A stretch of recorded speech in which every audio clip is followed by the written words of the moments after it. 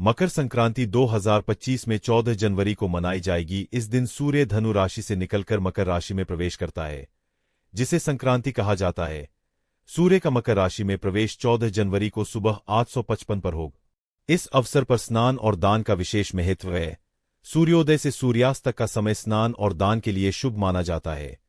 विशेषकर सुबह 8:55 से दोपहर 12:01:05 तक का समय पुण्य काल रहेगा, जबकि 8:55 से 12:51 तक का समय पुण्य काल रहेगा। 55 से 9:29 तक का समय महापुण्य काल होगा। मकर संक्रांति के दिन गंगा, यमुना या अन्य पवित्र नदियों में स्नान करने और तिल, गुड़, अन्न, वस्त्र आदि का दान करने से विशेष पुण्य की प्राप्ति होती है।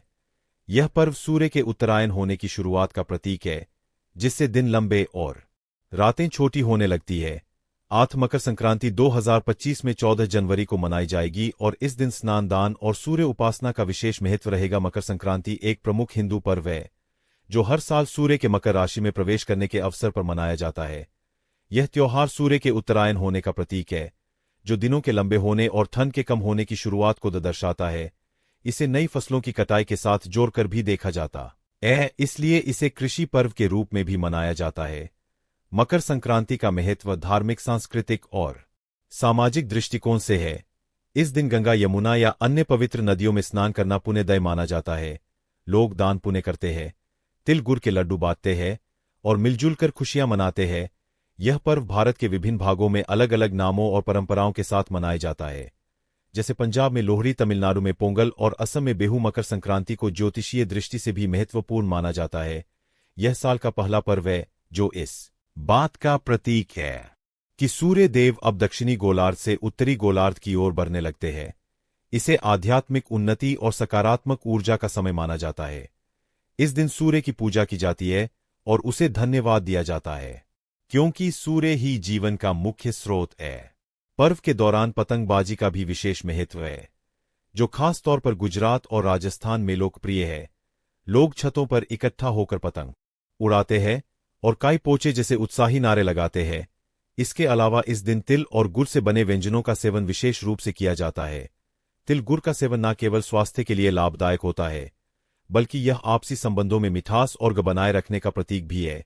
यह पर्व आपसी सौहार्द, भाईचारे और समाज में एकजुटता का संदेश देता। संक्रांति एक प्रमुख हिंदू पर्व है, जो हर साल सूर्य के मकर राशि में प्रवेश करने के अवसर पर मनाया जाता है। यह त्योहार सूर्य के उत्तरायण होने का प्रतीक है, जो दिनों के लंबे होने और ठंड के कम होने की शुरुआत को दर्शाता है। इसे नई फसलों की कटाई के साथ जोड़कर भी देखा जाता है, इसलिए इसे कृषि पर्व के रूप में भी मनाया जाता है। मकर संक्रांति का महत्व धार्मिक, सांस्कृतिक और सामाजिक दृष्टिकोण से है। इस दिन गंगा, यमुना या अन्य पवित्र नदियों में स्नान करना पुण्यदायी माना जाता है। लोग दान पुण्य करते हैं, तिल गुड़ के लड्डू बांटते हैं और मिलजुल कर खुशियां मनाते हैं। यह पर्व भारत के विभिन्न भागों में अलग अलग नामों और परंपराओं के साथ मनाया जाता है, जैसे पंजाब में लोहड़ी, तमिलनाडु में पोंगल और असम में बिहू। मकर संक्रांति को ज्योतिषीय दृष्टि से भी महत्वपूर्ण माना जाता है। यह साल का पहला पर्व है, जो इस बात का प्रतीक है कि सूर्य देव अब दक्षिणी गोलार्ध से उत्तरी गोलार्ध की ओर बढ़ने लगते हैं। इसे आध्यात्मिक उन्नति और सकारात्मक ऊर्जा का समय माना जाता है। इस दिन सूर्य की पूजा की जाती है और उसे धन्यवाद दिया जाता है, क्योंकि सूर्य ही जीवन का मुख्य स्रोत है। पर्व के दौरान पतंगबाजी का भी विशेष महत्व है, जो खास तौर पर गुजरात और राजस्थान में लोकप्रिय है। लोग छतों पर इकट्ठा होकर पतंग उड़ाते हैं और काई पोचे जैसे उत्साही नारे लगाते हैं। इसके अलावा इस दिन तिल और गुड़ से बने व्यंजनों का सेवन विशेष रूप से किया जाता है। तिल गुड़ का सेवन न केवल स्वास्थ्य के लिए लाभदायक होता है, बल्कि यह आपसी संबंधों में मिठास और बनाए रखने का प्रतीक भी है। यह पर्व आपसी सौहार्द, भाईचारे और समाज में एकजुटता का संदेश देता। मकर संक्रांति से जुड़ी कई कथाएं और पौराणिक मान्यताएं हैं, जो इस पर्व के महत्व को दर्शाती है। इनमें से कुछ प्रमुख कथाएं इस प्रकार है। भगवान विष्णु और असुर का विनाश। एक पौराणिक कथा के अनुसार भगवान विष्णु ने मकर संक्रांति के दिन असुरों का संहार किया था और उनके सिरों को मंदार पर्वत के नीचे दबा दिया था। इस घटना को अधर्म पर धर्म की जीत और बुराई के अंत के रूप में देखा जाता है। भगवान सूर्य और शनि का संवाद। कथा के अनुसार भगवान सूर्य और उनके पुत्र शनिदेव के बीच संबंध मधुर नहीं थे। शनिदेव अपने पिता सूर्य से रुष्ट रहते थे। मकर संक्रांति के दिन सूर्यदेव स्वयं शनि के घर गए और उनके साथ समय बिताया। इस दिन से दोनों के बीच संबंध सुधरने लगे। इस कथा के माध्यम से यह संदेश मिलता है कि परिवार में मेलजोल और प्रेम बनाए रखना चाहिए। महाभारत से संबंधित कथा। महाभारत के अनुसार भीष्म पितामह ने सूर्य के उत्तरायण होने का समय चुना था। उन्होंने इच्छा मृत्यु का वरदान प्राप्त किया था और मकर संक्रांति के दिन ही शरीर का त्याग किया। यह दिन मोक्ष प्राप्ति के लिए शुभ माना जाता है। गंगा का पृथ्वी पर आगमन। एक अन्य कथा अनुसार राजा भगीरथ ने गंगा को धरती पर लाने के लिए कठोर तपस्या की थी। गंगा जी मकर संक्रांति के दिन ही पृथ्वी पर अवतरित हुई और कपिल मुनि के श्राप से सगर के पुत्रों का उद्धार किया। इसी कारण इस दिन गंगा स्नान का विशेष महत्व है। भगवान सूर्य और कर्ण की कथा। कर्ण जो सूर्य के पुत्र माने जाते हैं, प्रतिदिन सूर्य को अर्घ देते थे। उनकी दानशी और भक्ति को मकर संक्रांति के दिन विशेष रूप से याद किया जाता है। इस दिन दान पुण्य का महत्व इसी से जुड़ा हुआ है।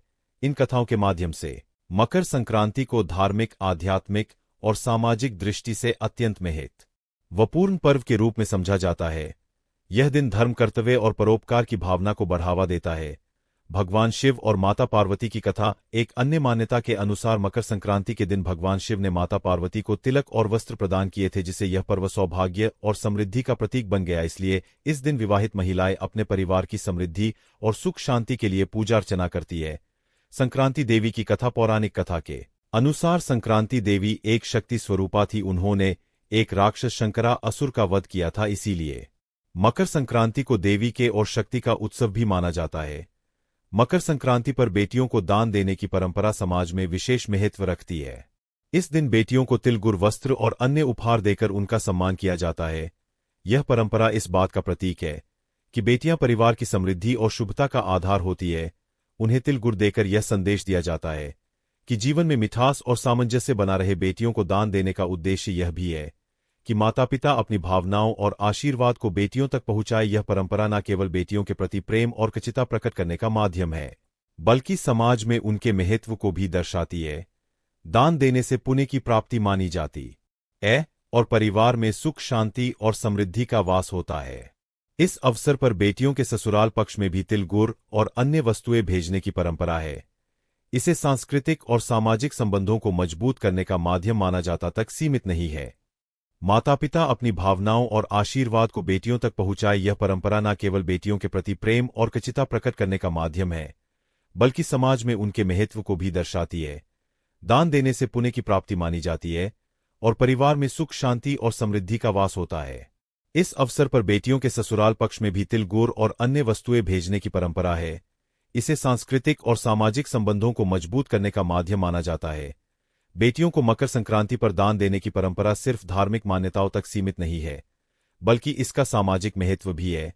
यह परंपरा इस बात का प्रतीक है कि बेटियां जहां भी जाए वहां सुख, शांति और समृद्धि लेकर जाए। उन्हें वस्त्र, आभूषण, तिल, गुड़, अन्न और धन का दान कर आशीर्वाद दिया जाता है।